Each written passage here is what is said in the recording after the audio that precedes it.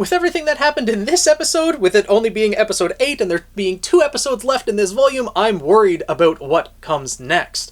Because this was certainly the most intense episode that we've had of Volume 9 by far. So, before I get into that, I will say spoiler warning for those who have not seen episode 8 of RWBY Volume 9, as I will not be showing the episode or any clips from it in this video. Simply images of the episode and analyzing the events that take place. I will leave a link in the description below so you guys can go to Crunchyroll and watch the episode there to support this amazing series. And while you're down there, maybe click the link to my Twitch channel as well. I'll be going live after I post this review, and oh boy, there is a lot to talk about. Starting with the beginning of this episode, which picks up right where the previous one left off. RWBY has taken off on her own and is still upset, panicking, frustrated, and angry. Little tries to be positive, asking RWBY what's wrong, why did she yell at her friends, and RWBY responds by simply asking Little why they are still here. And Little promised. Little promised to help RWBY, and that's what Little wants to do. Which prompts RWBY to think of the promises that she has made.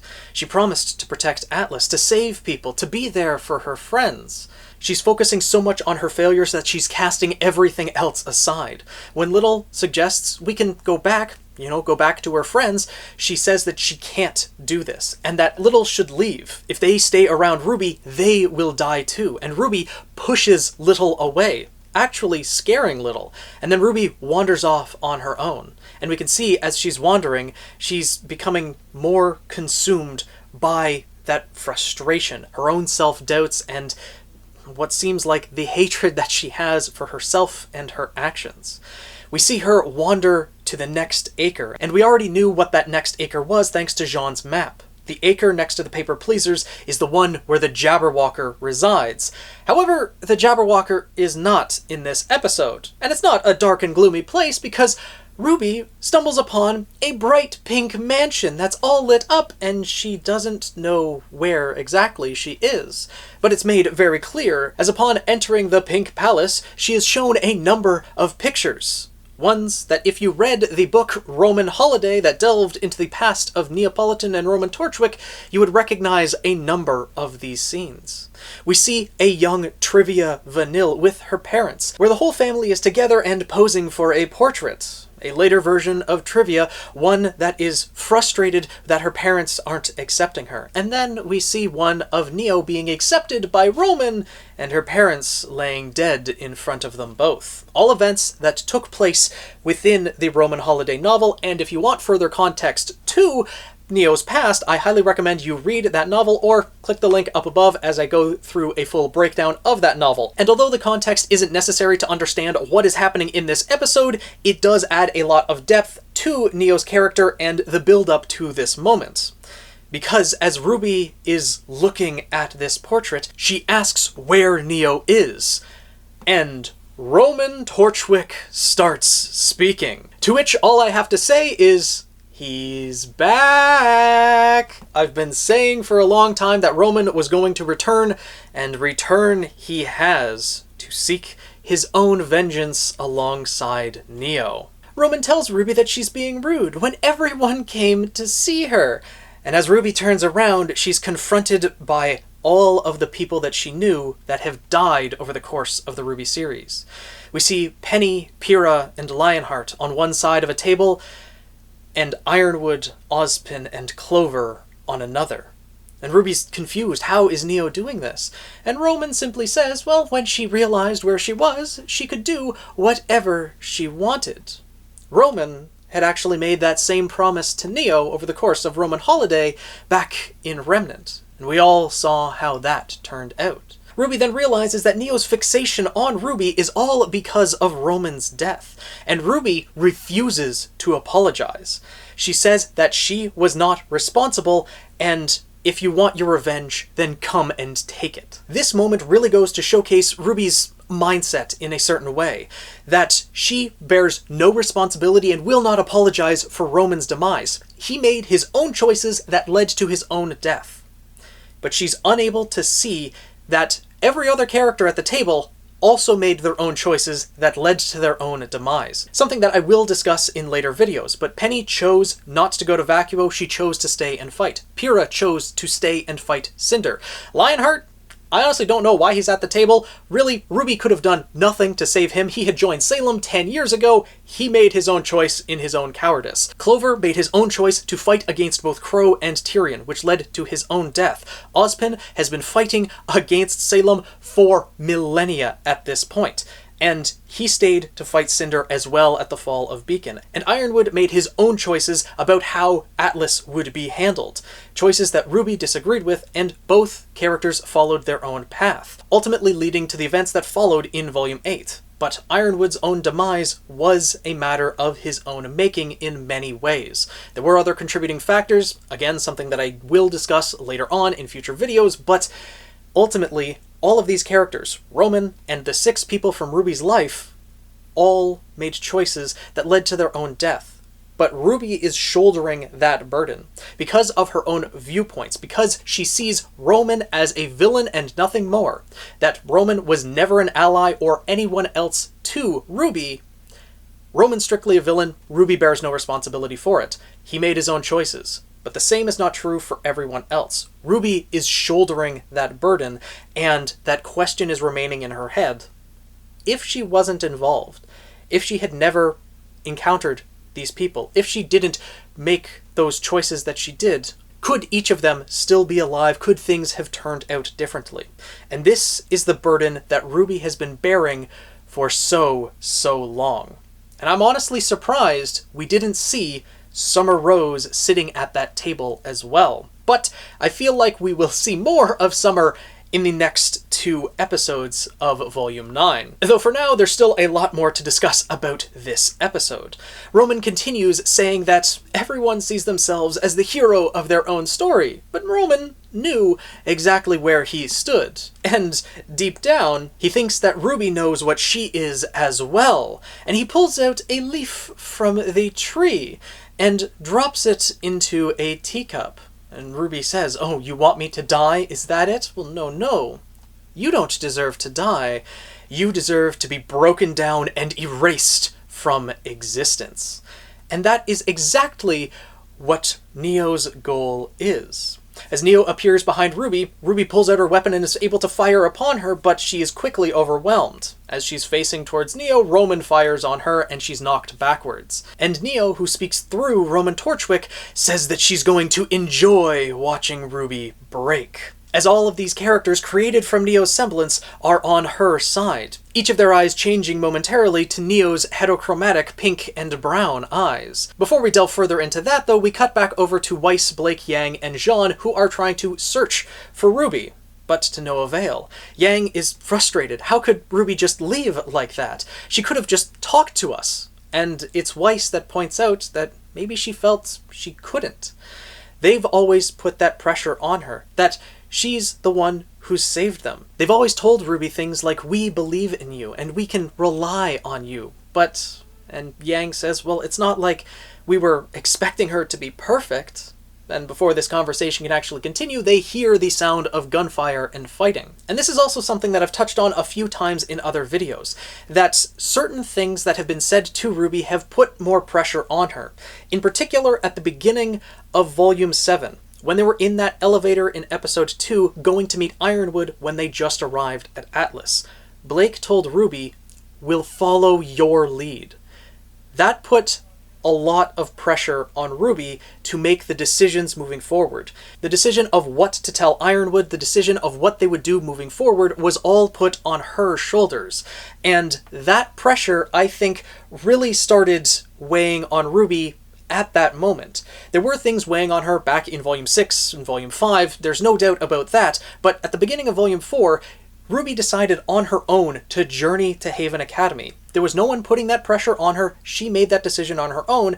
Jean, Ren, and Nora decided to accompany her at that point. But by Volume 7, that phrase that Blake spoke, "We will follow your lead," that put the entire burden on RWBY whether she wanted it or not. And that burden continued to weigh her down as the losses continued to pile up. Everyone shared similar experiences during the fall of Atlas. Everyone witnessed how Salem attacked and the tragedies that followed. But while everyone else realized there were things that were out of their own control, that everyone is responsible for their own decisions, RWBY felt a lot more of that responsibility because she felt that burden was placed on her. Even though in many moments I don't think her friends were trying to put that much burden on her, there were certain moments that certainly made it seem, to RWBY at least, like that burden was her fault. As I mentioned, that moment when Blake put that on her shoulders, but also at the beginning of Volume 8, when Yang said, "We followed your lead up until now and things haven't exactly worked out." And especially since Yang was the one who said that to RWBY, but also now she's saying it's not like we expected her to be perfect. Well, you kind of expected her to always make the right decision and blamed her if she didn't, and if her choices didn't exactly work out. So, you know, none of these characters are perfect, which also makes the writing of RWBY that much deeper, because all of these characters are flawed, and their flaws are coming out in droves in Volume 9, making this one of the deepest and most painful volumes yet. Especially as we return to Neo's Pink Palace, where RWBY is being attacked by all of the people that she knew. Each of them attacking RWBY not just with their weapons, but also their words. Ironwood saying, "You thought you knew what was best for Atlas." Pyrrha saying that she traded her life so that her friends could live. And Penny saying that just as you weren't able to make it in time to save me at the Vital Festival, you also weren't able to in Atlas. That I died in Atlas, didn't I? Do you know how that feels to be let down time and again by someone who meant the world to you? And at Penny's words, we can see how much that hurts RWBY. That's probably a thought that she's held in her heart for so long. And seeing Penny say that to her face is probably more than she could bear. But Pyrrha continues, "How many more people have to die because of you?" And RWBY responds saying that she's just trying to save everyone. Ironwood comes in again, asking her if she ever thought that maybe she was doing more harm than good. And Ozpin, being the final one to attack her, starts beating her with his cane, asking how many more lives do you have to ruin before you realize that you can't save anyone. And at this, in her panic and fear, RWBY finally grabs her weapon that she had dropped on the floor and slashes it outwards. But it is not Ozpin that she slashes. Instead, it is Oscar. And he falls down, dead, on the floor in front of her. Something that further sends her into the pits of despair. Everyone else around her starts transforming into the friends that she still has who are alive. Weiss, Blake, Yang, Crow, Jean, Nora, and Ren. And Roman comes in again, asking RWBY, "Do you think you can stand to watch any more of your friends fall? Or are you finally willing to admit the truth, that the world would be better off without you?" Neo's entire goal is to break RWBY down, and she hit every point that she needed to drive RWBY to this point. To the point where she would willingly drink the tea that Neo is placing in front of her. The tea that would cause her to be taken to the tree and ascended, so that RWBY would be wiped from the face of the planet. Wiped from remnant, wiped from existence. This is Neo's overall goal. And she has succeeded in taking her revenge on RWBY.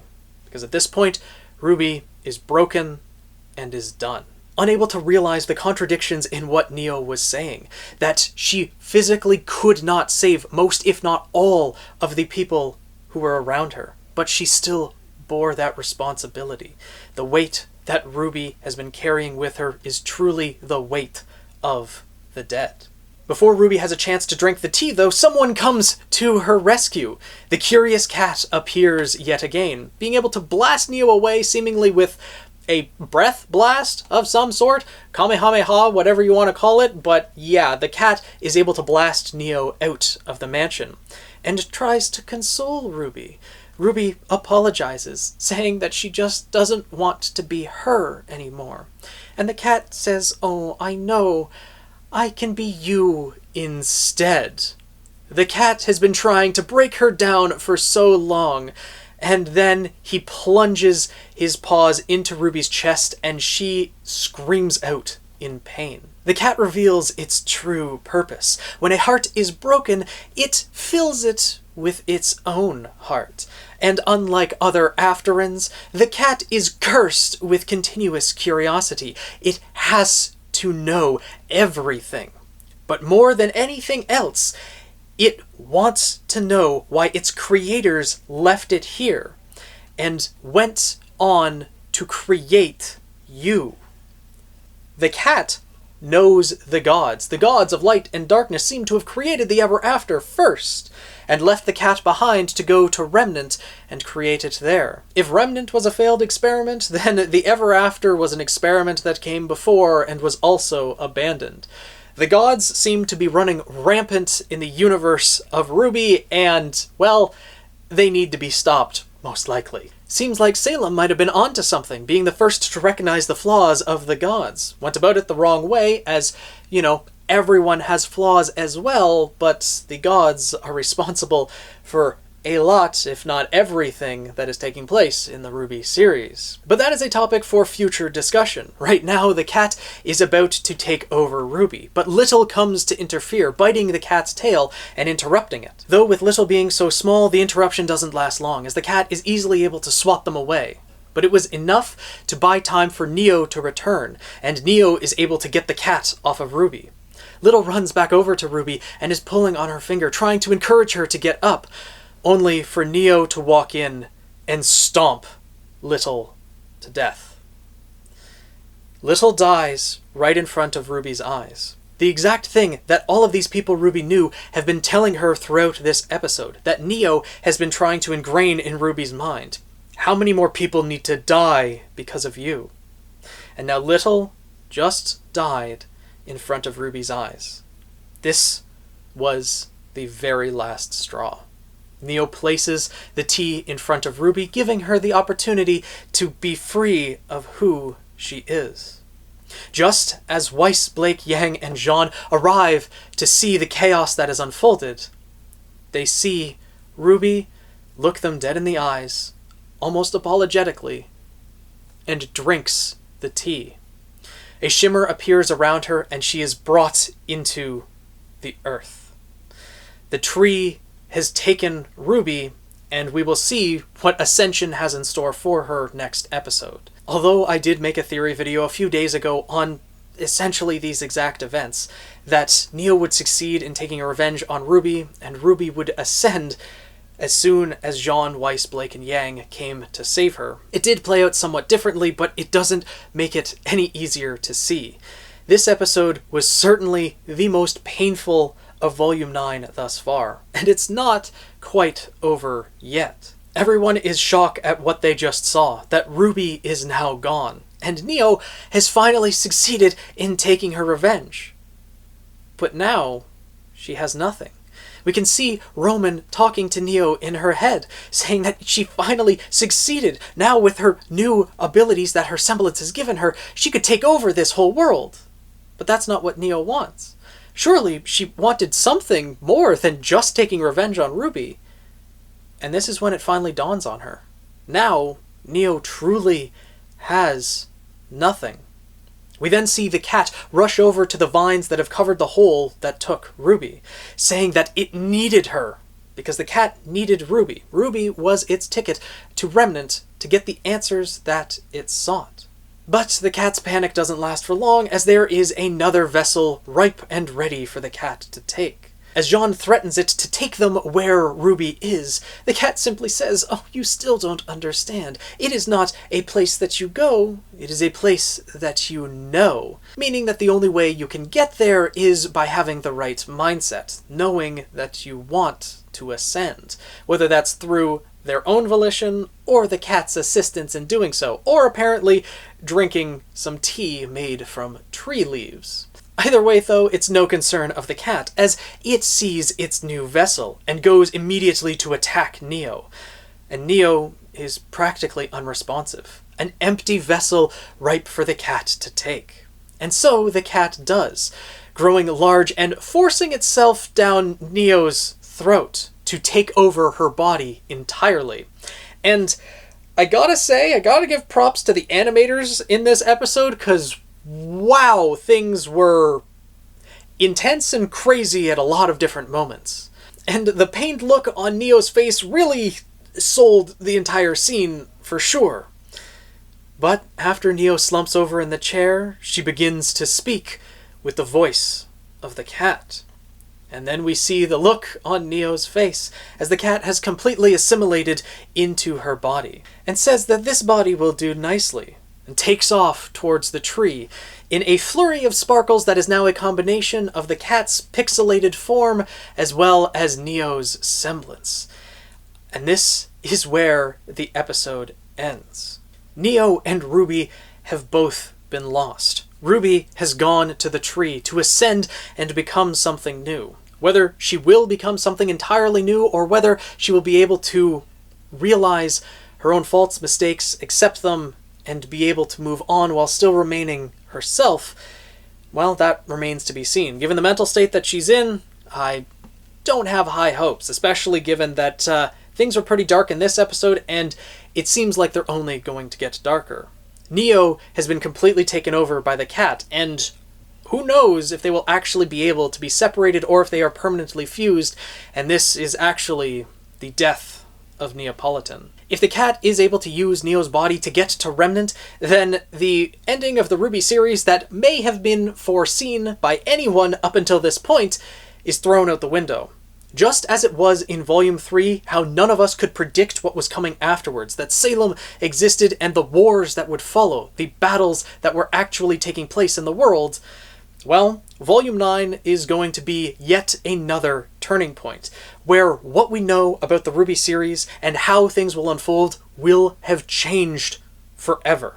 The cat has abilities that were never meant for Remnant, and especially now in Neo's body, if some of that power that she now has is able to return to Remnant, then the cat is going to become an obstacle on Remnant unlike anything that has been faced by anyone there before. Whether they'll be able to control or create Grimm, possibly even be able to manipulate Salem's heart, and become the true villain of the RWBY series remains unknown at this point. But I really don't know how they will be able to stop the cat, because the cat has now taken off towards the tree, thinking that they have everything they need to be able to escape to Remnant. The only thing that I think could stop the cat at this point is RWBY. That if RWBY is ascended and recreated, reborn at the tree where the cat is trying to get to. Because the cat will be able to get there before Jean, Yang, Blake, or Weiss are able to. All four of them are probably going to be shell-shocked for at least a few minutes seeing RWBY fall in front of them and trying to figure out where to go from here. They're probably going to realize that they need to stop the cat, but they're not going to be able to catch up to it. It's going to be up to RWBY, or maybe someone else in the Ever After, to succeed in the task of stopping the cat. Perhaps it might even be Little, because if Neo did kill Little, which it really seems like she did, stomping on a tiny mouse like that, I struggle to see how the mouse would have been able to survive. But in the Ever After, things don't actually die. Instead, they ascend. So, if RWBY and Little were both sent for ascension at the exact same time, then there's still going to be some interactions that will follow. Especially if Alex, the girl who fell through the world, turns out to actually be Little. Because if we look at Alice's full name from Lewis Carroll's Alice in Wonderland story, well, Alex and Lewis, we know that Lewis derives his name from Lewis Carroll, and of course Alex derives her name from Alice. But Alice's full name is Alice Liddell. Or, if you say it fast, Alex Little. Alex could in fact be Little, and RWBY might be coming face to face with Alex in the next episode. Though we will have to wait until next week to see what actually happens.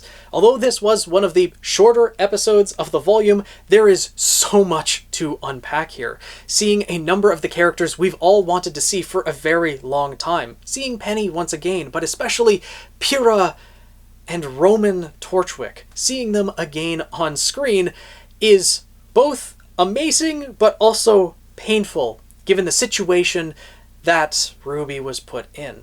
That they were attacking RWBY, and, well, especially in the case of Penny and Pyrrha, and even Ozpin, they were saying things to RWBY that we know these characters would never say.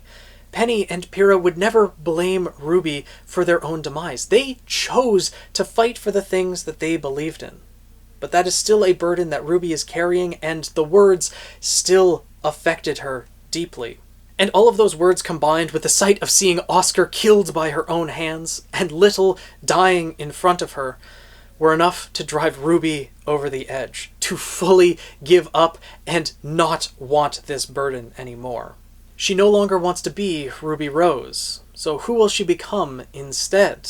Let me know your thoughts down in the comments below on what you think is going to be in store for the next 2 episodes, and what you thought of this episode. How you felt about seeing some of these characters again, and seeing the torture that Neo put RWBY through. The despair that she is feeling, and the things that piled on. Because things are only going to keep piling from here, and hopefully by the end of the volume there is some light at the end of the tunnel. But we will have to wait and see. If you guys enjoyed this video, want to see more like it, more RWBY content, more RWBY theories, then make sure to subscribe and join the Guild of the Eternal Flame. If you're a fan of the series No Game No Life, then feel free to check out my second channel, The Daily Flugel. And if you want to see some games played live or just talk RWBY on Twitch, then make sure to check out the link in the description below and go over and follow my Twitch channel. I stream every Tuesday and Saturday. And as I mentioned, I will be going live after this review has been posted, 7 p.m. EST. So I look forward to seeing you there. And I will see you guys in the next video.